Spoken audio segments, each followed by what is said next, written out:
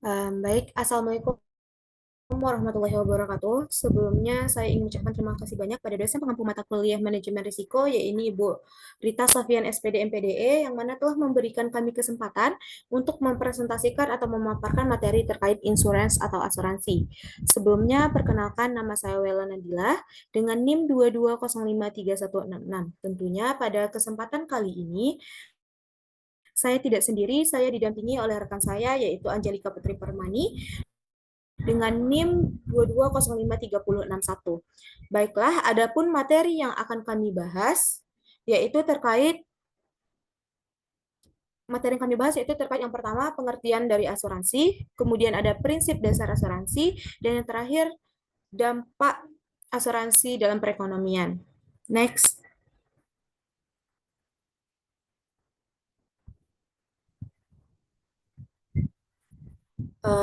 Next, Njel.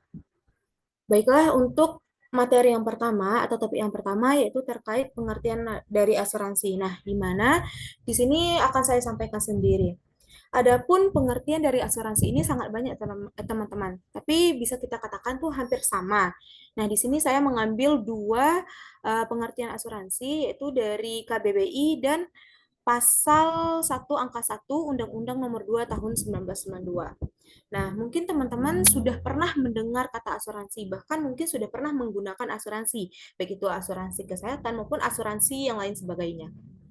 Nah, untuk pengertian asuransi menurut KBBI ini, yaitu asuransi dapat kita katakan sebagai pertanggungan di mana perjanjian antara dua pihak, pihak yang satu berkewajiban membayar iuran dan pihak yang lainnya berkewajiban memberikan jaminan sepenuhnya kepada pembayar iuran apabila terjadi sesuatu yang menimpa pihak pertama atau barang miliknya sesuai dengan perjanjian yang dibuat.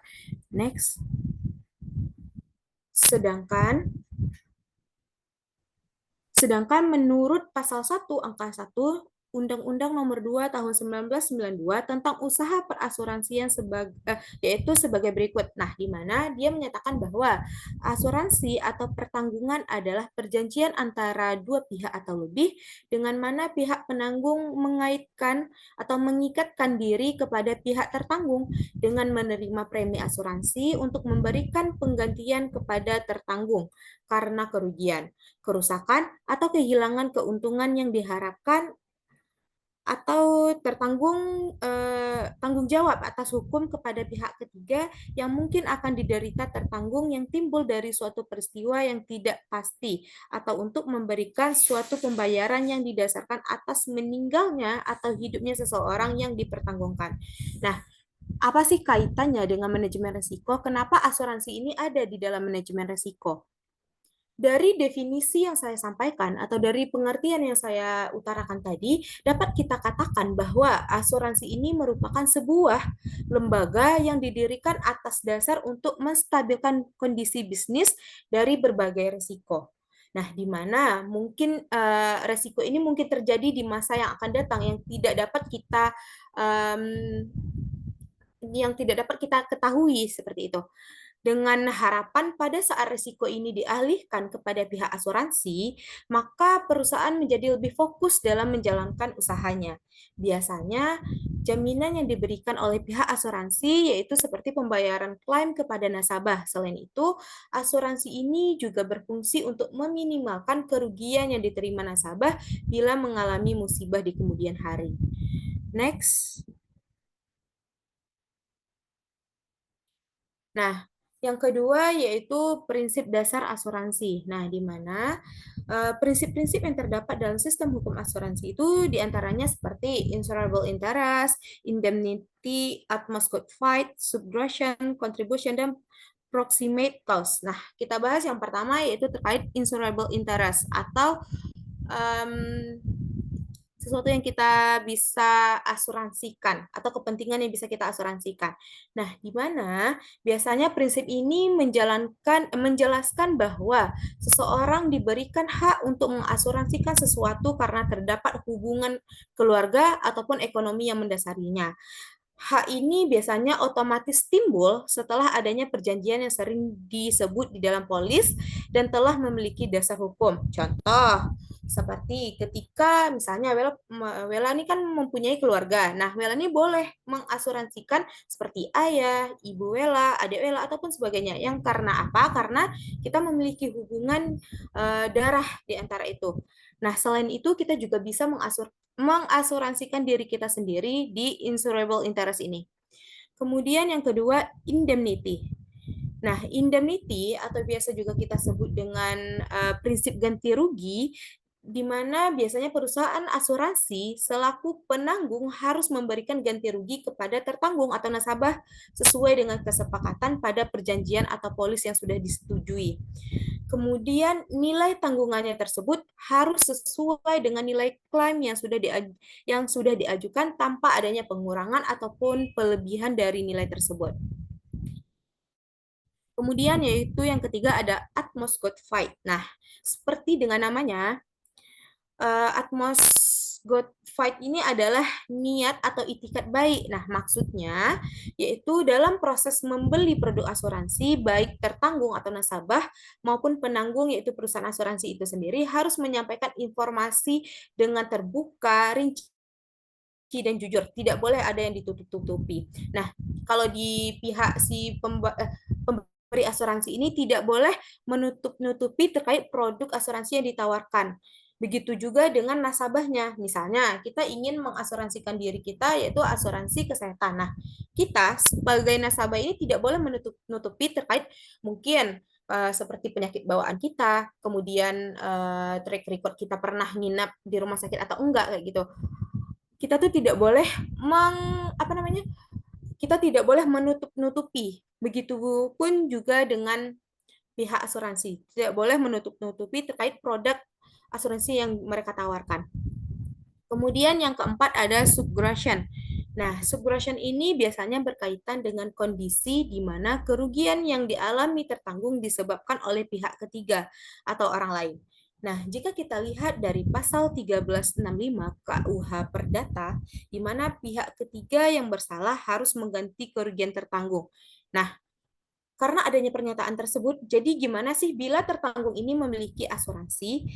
Jadi, di dalam asuransi subgrosi ini mengharuskan tertanggung memilih salah satu dari sumber pengganti kerugian, yaitu penanggung atau pihak ketiga. Jadi, nasabah ini tidak boleh mengklaim dua-duanya, tidak boleh mengambil ganti rugi dari pihak ketiga dan asuransi. Jadi kita tuh harus memilih salah satu dari kedua tersebut. Karena apa? Karena nanti kalau seandainya kan dia memilih kedua-duanya, maka tertanggung akan mendapatkan penggantian yang melampaui dari yang semestinya diberikan, seperti itu. Lain halnya, jika tertanggung tidak mendapat ganti rugi secara penuh dari pihak ketiga, maka tertanggung dapat meminta hak ganti rugi sesuai dengan selisih yang ada pada penanggung. Dengan demikian, apabila tertanggung sudah mendapat penggantian dari penanggung, maka tertanggung tidak boleh menuntut pihak ketiga lagi. Seperti itu. Kemudian yang kelima yaitu ada contribution. Nah, mungkin teman-teman semua pernah mendengar kerabat atau bahkan teman-teman sendiri yang mungkin pernah dirawat di rumah sakit dan biayanya itu di-cover oleh dua asuransi yang berbeda. Nah, kondisi ini disebut dengan contribution. Dalam prinsip ini, pihak asuransi ini memiliki hak untuk mengajak penanggung lainnya untuk menanggung kerugian tertanggung. Misalnya, kita ambil contoh misalnya Bu Amel dirawat di ICU selama 2 minggu dan memakan biaya hingga 200 juta lah misalnya. Nah, tagihan perawatan Bu Amel di-cover oleh asuransi, misalnya kita bikinlah nama asuransi kesehatan BCD lah, namanya asuransinya, sebesar 50 juta. Jadi, jika Ibu Amel ini memiliki polis asuransi lain, misalnya asuransi EFG, maka asuransi EFG ini hanya perlu membayar sisa tagihan yaitu sebesar 150. Jadi bisa kita katakan misalnya kalau kita mempunyai dua asuransi yang berbeda, dua asuransi maksudnya, kita tuh bisa mengklaim kedua-duanya. Jadi misalnya pihak asuransi satu membayar setengah, nah pihak asuransi dua membayar setengah lagi, seperti itu. Kemudian yang terakhir yaitu ada proximate cause. Nah, di mana prinsip ini berkaitan dengan identifikasi penyebab utama dari kerugian yang terjadi. Jadi penanggung hanya atau penanggung atau pihak asuransi ini hanya bertanggung jawab untuk menanggung kerugian yang disebabkan oleh resiko yang dijaminkan di dalam polis. Nah, polis ini adalah perjanjian asuransi. Baik, hanya itu penyampaian materi dari saya. Untuk materi yang selanjutnya akan dijelaskan atau dipaparkan oleh Angelika Putri Permani.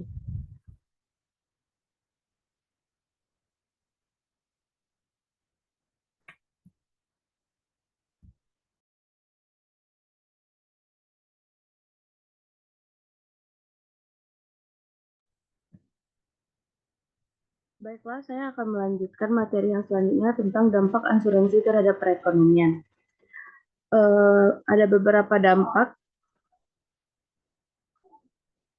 ada beberapa dampak, ada asuransi memiliki dampak yang signifikan terhadap sosial dan ekonomi di Indonesia. Yang pertama yaitu perlindungan keuangan individu dan keluarga. Perlindungan keuangan individu dan keluarga, asuransi ini memberikan perlindungan finansial kepada individu dan keluarga dari risiko yang tak terduga, seperti kematian, sakit parah, kecelakaan, bencana alam, dan lainnya. Yang kedua, investasi dan pengembangan ekonomi.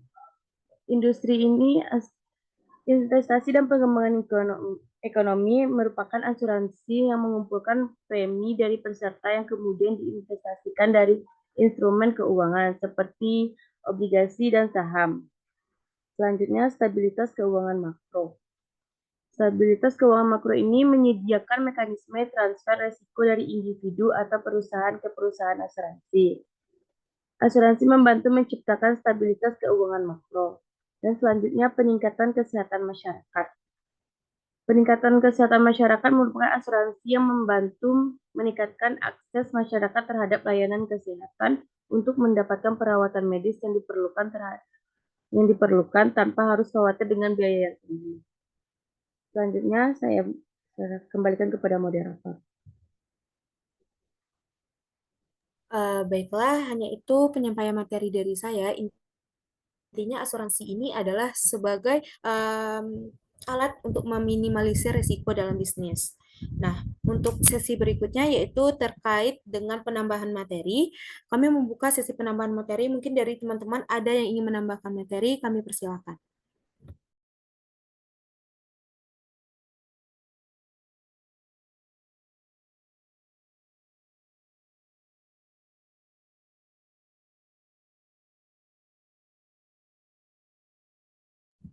Apakah ada dari teman-teman yang ingin menambahkan materi?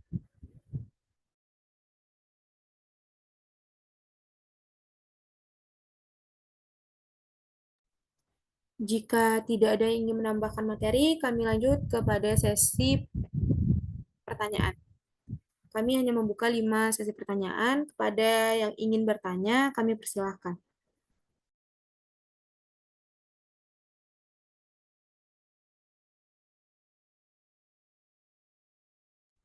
Baik, kepada Sherly Marliza, dipersilakan.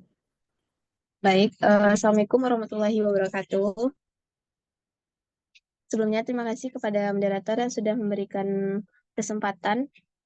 Tadi kan di slide pengertian asuransi itu ada membahas tentang asuransi atau pertanggungan itu merupakan perjanjian antara dua pihak atau lebih, yang mana pihak penanggung mengikatkan diri kepada pihak tertanggung dengan menerima premi asuransi. Nah, pertanyaannya, bagaimana suatu perusahaan asuransi ini bisa menentukan besarnya premi yang harus dibayar? Sekian, terima kasih. Kembalikan kepada moderator. Terima kasih pada Sherly. Mohon untuk menuliskan pertanyaan di kolom chat. Kemudian untuk Fitriani. Baik, perkenalkan nama saya Fitriani dengan NIM 22053021. Di sini saya akan bertanya tentang dampak asuransi terhadap perekonomian. Jelaskan bagaimana asuransi dapat membantu menjaga stabilitas sistem keuangan secara keseluruhan dan apa yang akan terjadi jika tidak ada asuransi. Sekian, terima kasih.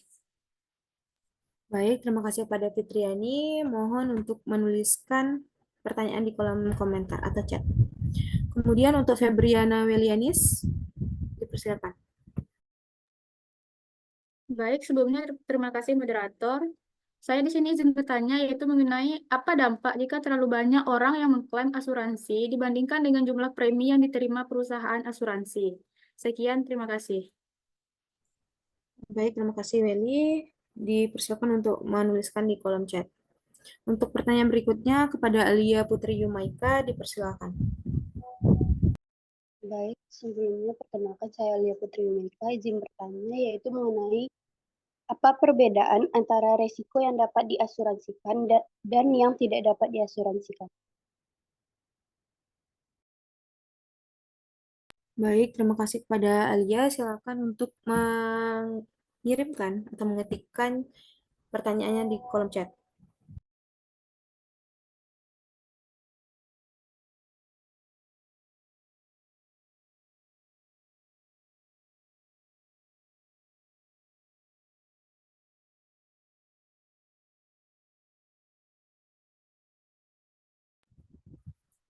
Masih ada satu pertanyaan lagi.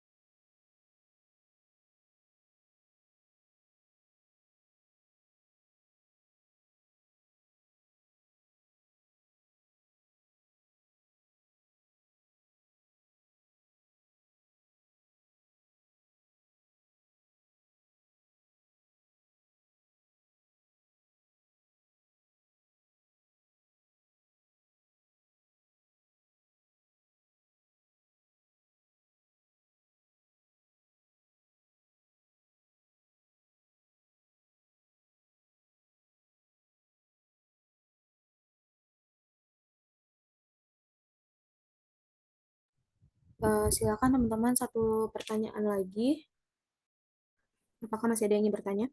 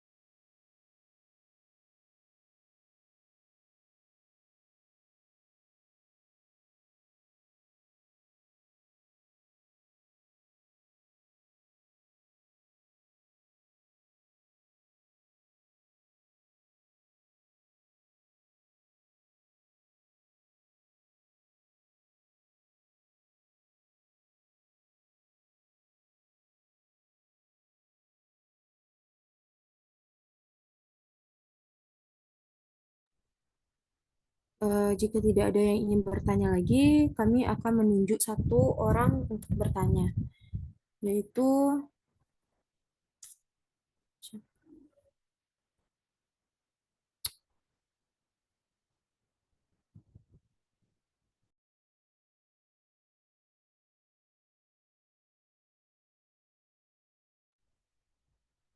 kepada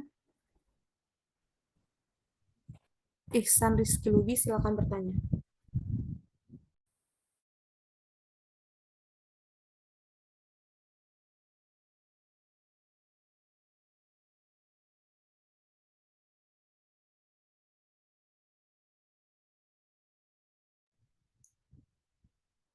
Apakah ada Ihsan Rizky Lubis?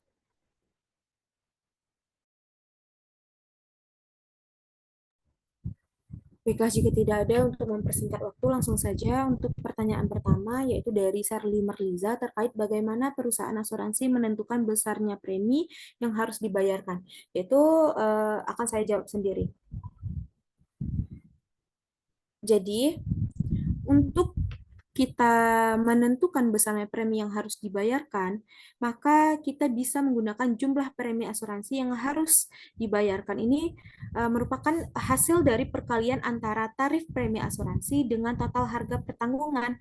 Tarif premi asuransi ditentukan oleh luas jaminan risiko yang dikehendaki dan juga jenis sifat penggunaan harta benda yang dipertanggungkan.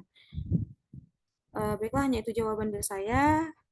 Apakah ada yang ingin menambahkan jawaban?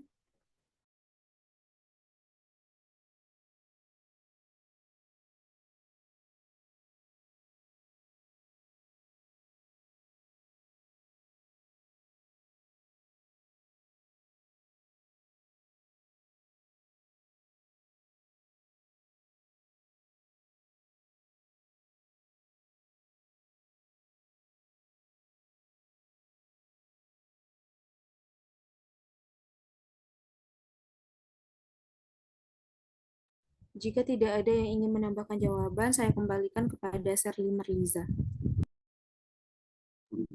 Baik, terima kasih kepada anggota kelompok. Kepada Wela juga terima kasih karena telah membantu untuk menjelaskan pertanyaan dari Sherly itu terkait tentang bagaimana perusahaan menentukan besarnya premi yang harus dibayarkan. Saya dikembalikan kepada moderator. Terima kasih. Baiklah, jadi inti dari jawaban premi ini yaitu hasil perkalian antara tarif premi asuransi dengan total harga pertanggungan. Untuk pertanyaan kedua yaitu dari Fitriani akan dijawab oleh Angelika Putri Permani.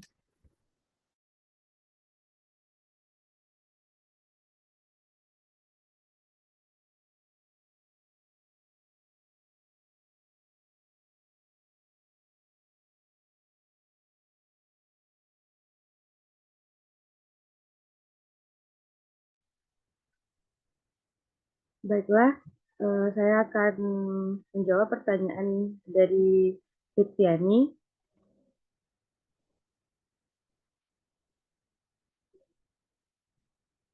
Tentang jelaskan bagaimana asuransi dapat membantu dan menjaga stabilitas sistem keuangan secara keseluruhan dan apa yang akan terjadi jika tidak ada asuransi.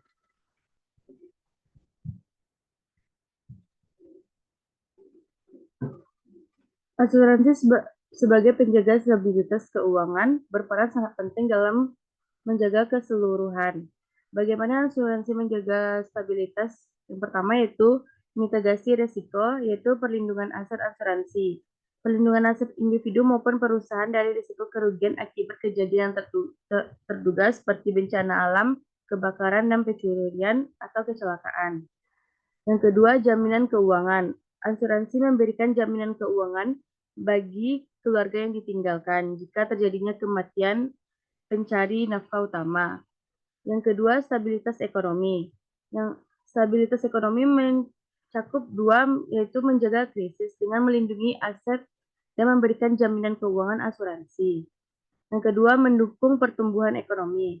Asuransi memberikan rasa aman bagi individu dan perusahaan untuk berinvestasi dan mengembangkan bisnis.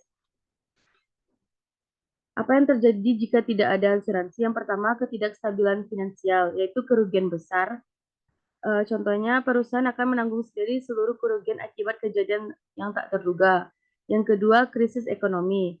Ketidakmampuan individu atau perusahaan untuk pulih dari kerugian yang dapat memicu krisis ekonomi yang lebih luas. Sekian jawaban dari saya kembalikan kepada Fitriani.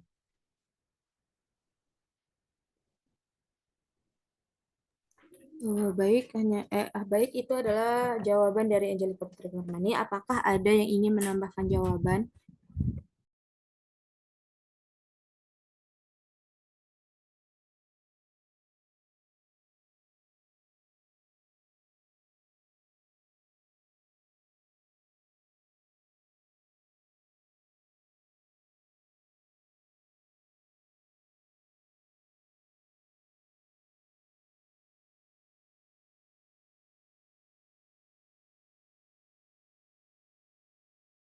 Jika tidak ada yang ingin menambahkan, saya kembalikan kepada Fitriani.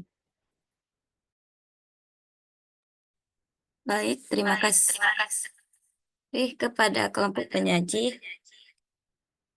yang telah menjawab pertanyaan dari saya. Di sini saya dapat simpulkan asuransi merupakan pilar penting dalam menjaga stabilitas sistem keuangan.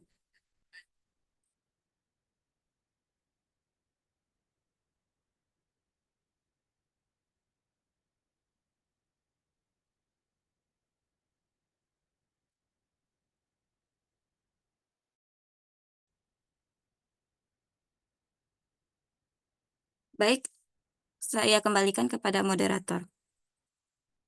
Baik, terima kasih kepada Fitriani. Jadi dapat kita katakan bahwa asuransi ini dapat menjaga stabilitas sistem keuangan, yaitu dengan mengukur tingkat risikonya, yaitu mengelola risiko yang mungkin akan terjadi dan dapat meningkatkan investasi. Nah, ketika asuransi ini tidak ada, maka tentunya risiko yang akan timbul di keuangan ini semakin besar. Terus penurunan kepercayaan di pasar pun akan juga terganggu ya. Baiklah, untuk pertanyaan ketiga yaitu dari Febriana Welianis juga akan dijawab langsung oleh Angelica Putri Permani.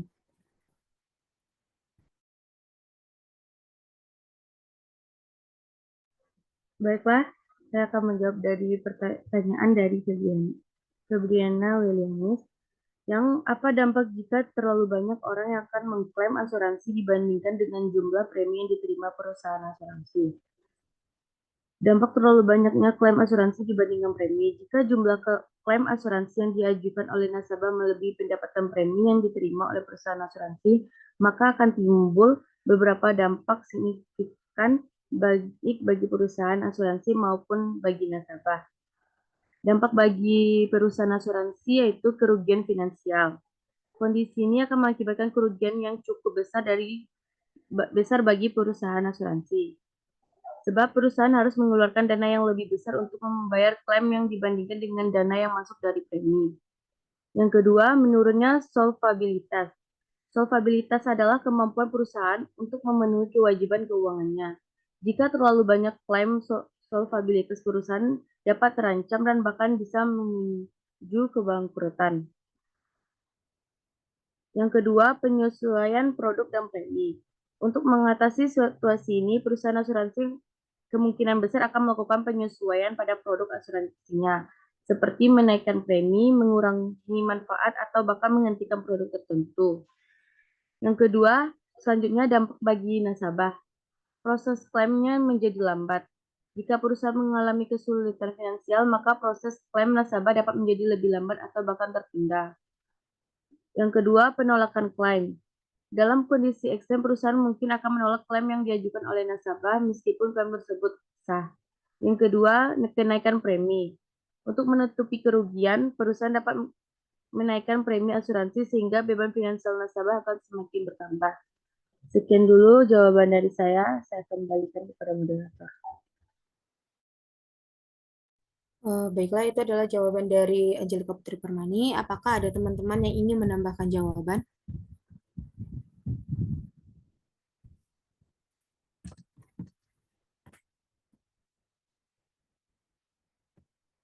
Jika tidak ada, saya kembalikan kepada Febriana Welianis.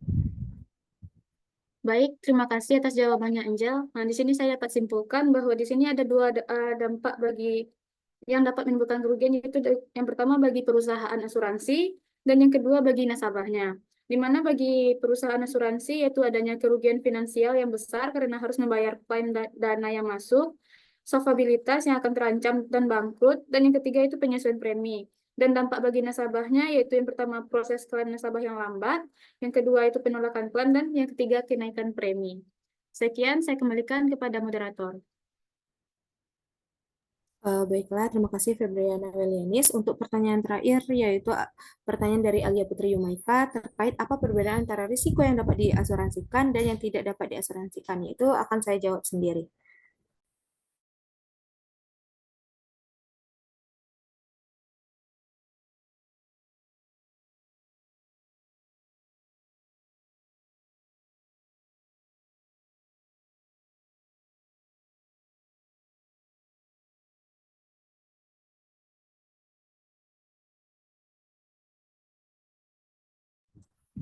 Baik, jadi apa perbedaan antara risiko yang dapat diasuransikan dan yang tidak dapat diasuransikan? Nah, jadi yang paling mencolok di antara perbedaannya itu yaitu yang pertama, kalau dari risiko yang dapat diasuransikan tentunya dapat diukur. Kita tuh dapat mengukur risiko yang dapat dihitung yaitu diprediksi dengan data-data statistik. Contohnya misalnya mungkin kecelakaan mobil, kemudian ada kebakaran, kan itu bisa kita hitung properti yang misalnya kalau misalnya kebakaran nih, misalnya kalau kebakaran itu kan kita bisa menghitung berapa sih biaya bangunan tersebut. Nah, jadi kita bisa menghitung nilai statistiknya itu seberapa kayak gitu. Kemudian jumlah kejadiannya itu seberapa, misalnya kalau di Armada misalnya kita punya perusahaan PT Bus kayak gitu kan. Nah, kita tuh bisa menghitung jumlah kejadian yang mungkin kita rata-ratakan dalam 1 tahun itu. Mungkin ada 1-2 kali kecelakaan. Nah, kita bisa mengasuransikannya. Nah, untuk yang tidak dapat diasuransikan tentunya tidak dapat dihitung atau tidak dapat diukur. Contohnya itu seperti misalnya kayak kebijakan pemerintah.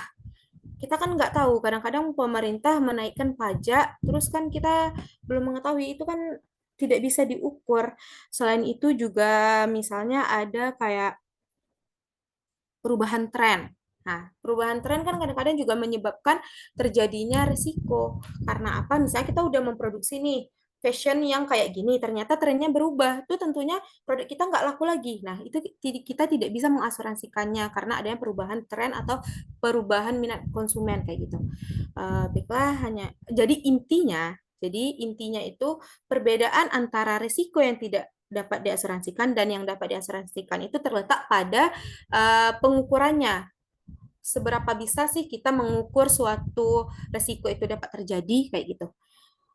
Baiklah, hanya itu jawaban dari saya. Apakah ada yang ingin menambahkan jawaban?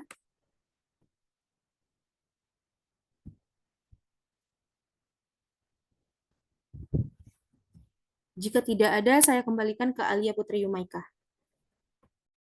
Baik, terima kasih Wela selaku penyaji yang sudah menjelaskan kepada saya. Saya cukup mengerti yaitu antara risiko yang diasuransikan, yang bisa diasuransikan dan yang tidak bisa diasuransikan. Kalau yang bisa diasuransikan itu dapat terukur, sedangkan yang tidak bisa diasuransikan itu tidak dapat terukur.